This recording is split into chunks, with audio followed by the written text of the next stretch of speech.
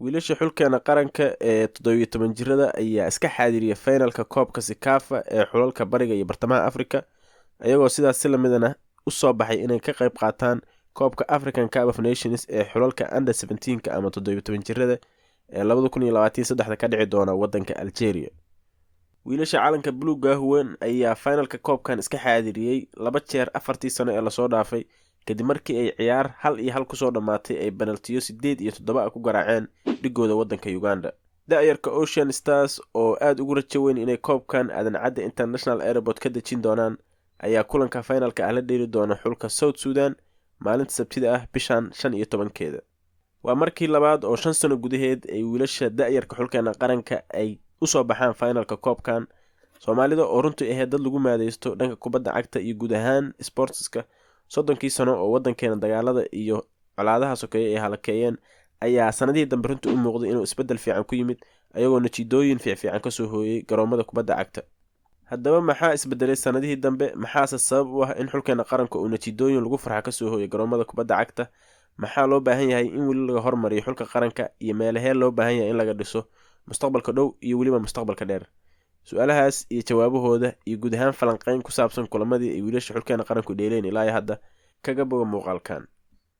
soo dhawaada saaxiibayaal, fadlan haddiise uu channelka subscribe ku saareen subscribe-ka dhac ku sii haddii aad tahay qof ciyaaraha xiiseeyo. channelkan waa channelkaaga, waxaan soo geliyaa wararka iyo falanqeymaha ciyaaraha si aad ula socotid wararka xulkeena qaranka iyo weliba wararka kooxdaada iyo falanqeymo ku saabsan iyo guud ahaan kubadda cagta. channelka subscribe saaro, waana mahadsantahay. xulkeena qaranka ayaa soo gaaray finalka koobka Sekafa. horta waa markii ugu horeeyay oo daawada xulkeena qaranka oo inta koob bilowday finalka aaday. inkastoo runta markii loo hadlo group stage-ka koobkan oo ahay mid fudud maadaama ay kaliya ku jireen 3 kooxood, 2 kooxoodna soo baxaysay, waxaan u baahnayn kaliya hal guul iyo in 2 kooxood oo kale ay iska badiyaan si aan u soo baxno. marka ma ahayn xaaladii ugu xumeed maadaama groupka oo ahay 3 kooxood kaliya halkii uu ka noqon lahaa 4 kooxood kadib markii xulalka qaar ay Djibouti iyo kamid yihiin laga reebay kasoo qaybgalka koobka kadib markii ay jabiyeen xeerar iyo shuruucda u taalay koobka kasoo qaybgalkiisa. laakiin saasay tahay haddana runtii wiilasha xulkeena qaranku waxay soo bandhigeen dadaal aad u fiican, waxay muujiyeen dagaal iyo dhiig iyo spirit. macalinka xulka qaranka asagana shaqo aad u fiican ayuu qabtay, macalin Nuur Amiin.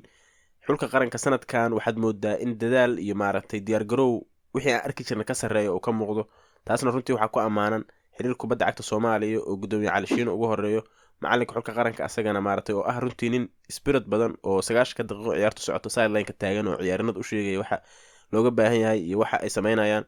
marka xulkeena qaranku runtii sanadihii u dambeeyay isbedel fiican ayaa ka muuqday, natiijooyin fiican ay keenayeen. taasna waxaa sabab u ah deganaanshaha iyo nabadda wadankeena ka soo iftiimaysa. siyaasadda iyo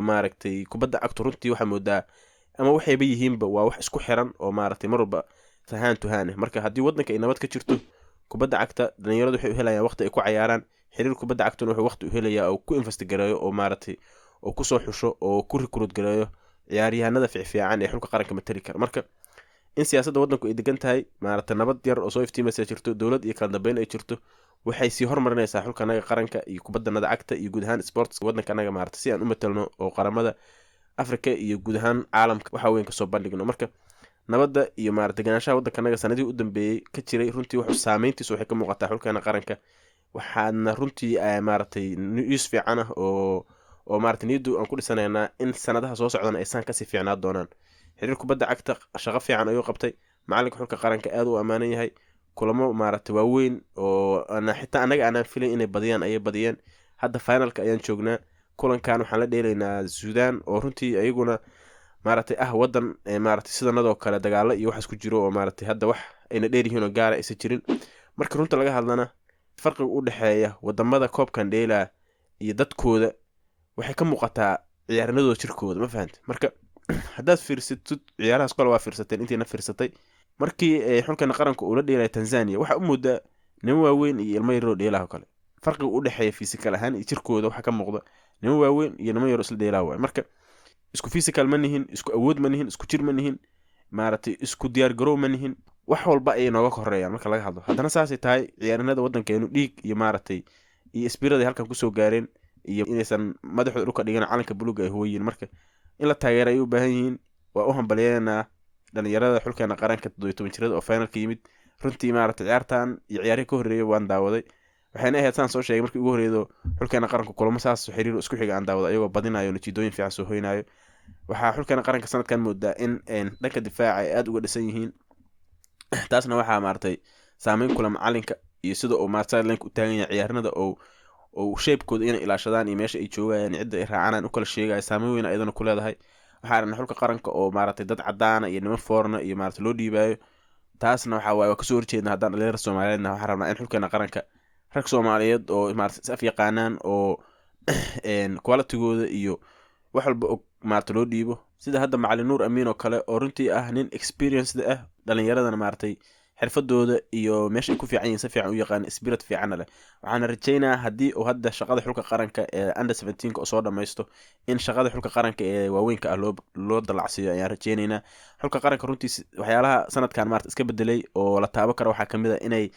ay goolal dhalinayaan oo maaragtay kulan walba hadda ay gool dhaliyaan dhanka weerarka ku fiican yihiin clinical yihiin fursado abuurayaan wax difaacanayaan shape fiican ay ilaashanayaan xulka qaranka waxaan arki jirnay maaragtay shape ka lumo markii gool laga dhaliyo niyad jabayo maaragtay waxyaalaha hadda xulka qaranka ka dhiman oo hadda sida physicalka oo soo taabanoo kalena maaragtay waxyaalo in la horumari u baahan xiriir kubadda cagta waxaan ku codsanaynaa inay dhalinyarada u sameeyaan jimam recruitment loo sameeyo xulka qaranka dhalinyarada loo soo xunalayo inta aysan koobabkan oo kale iska qayb gelinna dhowr bilo 3 bilo 4 bilo lasoo diyaariyo jim maaragtay loo sameeyo dhammaantood waxaan maaragtay meel ka akhrinayay xulka qaranka wadanka qatar oo world cup lagu qabanayo xulkooda qaranka hadda 4 bilood 5 bilood dhalinyarada xulka qaranka loo soo xushay xitaa uma isi dhalin kooxahooda macalinkoodii ayaga meelaha la iskula xareeyay tababaray sameynayaan maxaa la yidhahdaa isla qabsay sameynayaan kulamay wada dheelayaan ciyaaryahanada xulka qaranka matalaya ee wadanka qatar xitaa kooxahooda uma dheelin bilihii lasoo dhaafay taasna waxaa sabab u ah in diyaar garow loo sameeyo isla qabsi loo sameeyo markii world cupku bilowdana ay natiijo fiican soo hoyaan dhalinyaro isla haysato intaasoo bilo isla ciyaara ay yihiin marka xulkeena qaranka si uu natiijo u soo hoyo waxaan u baahnaa sidaas lamida in dhalinyarada la isku haayo recruitment fiican loo sameeyo jimam iyo maaragtay facilities fiican oo maaragtay jirkooda ku dhisaan oo ayagoo physical ahaan Africa waa kubadda cagta laga dhigay waa kubad physical ku dhisan 100% marka dad physical aadan lahayn waxba soo ma kordhinaysa hadda kulamadii Tanzania kale inaga badisoo kale physical nagu dilan wax kale maaragtay nooga maysa badin goolasha markii naga dhaliyeen iyo markii ay nagu soo farxadeen waxay ahayd xilliyadii daqiiqada ugu dambeeyay maaragtay ciyaarta ay ahayd oo ciyaarnimada ay daaleen oo fatiig badan u ka muuqdo marka si waxyaalahaas kale looga hortago xiriir kubadda cagta Soomaaliya waxaan ku codsanaynaa in dhalinyarada facilities fiican loo sameeyo oo inta is kulamadan ama koobkan oo kale ka qayb gelina dhowr bilood ka hor meel isku xareeyo isla tababartaan oo maaragtay jimam loo sameeyo jirkooda iyo maskaxdooda iyo hamigooda iyo moraalkooda la soo dhiso marka dhalinyarada xulkeena qaranka under 17 wax fiican ay sanadkan muujiyeen inkastoo aan ognahay in aysan xulalka ila dheelayaan fursadaha iyo maaragtay jaanisada ay haystaan iyo sida loo soo diyaariyay xulkanaga loo soo diyaarin haddana shaqada ay maaragtay xiriir kubadda cagta Soomaaliya ay qabteen waa ku amaanan yihiin shaqada inay halkaas ka sii wadaan dhalinyaradana waxyaalahaas aan soo sheegnay ay ka sii horumariyaan ayaan codsanaynaa kulanka soo socda oo finalkan dheli doonana 100% natiijo fiican ayaa soo hoy doonaa waana badinaynaa kulankaas South Sudan wax ayna dheertaa ma lahan waa dad ayagana kulamadii hadda maanta dheelan kale waa daawaday waa niman ayaga laftooda iska maaragtay physical ahaan ah xamna dheereenoo duruufta ay ka muuqato xoogaa dheer yihiin oo dad South Sudanese waa dad dhir ilaa u baxshay laakiin haddii madax aysan ugu gaadin waxa waaye jir ahaan waxaa nama dheera waa Soomaalida oo kale marka waa ku yaacaynaa waana dad Ugandadii hadda maanta ka badinay afar usoo dhiibta marka inaan ka badinayno shaki igama jiro koobkaana maaragtay aadan cadda international airport laga deji doono haddaad Ethiopia iyo meelahan joogtidna xulka qaranka Soomaaliya dhalinyarada hala taageero finalka laga qayb galo maxaa la yiraahdaa guul ayaan leenahay wiilasha xulkeena qaranka hambalyo macalinka iyo guud ahaan dhalinyarada xulkeena qaranka ee under 17 waxaan rajaynaynaa in xulkeena waaweynkaana ayagoo natiijooyin saas oo kale ay soo bandhigaan aad ayaan ugu faraxsanahay waana hambalyo aan leeyahay Soomaali weyn wassalaamu calaykum waraxmatullaahi wabarakaatuh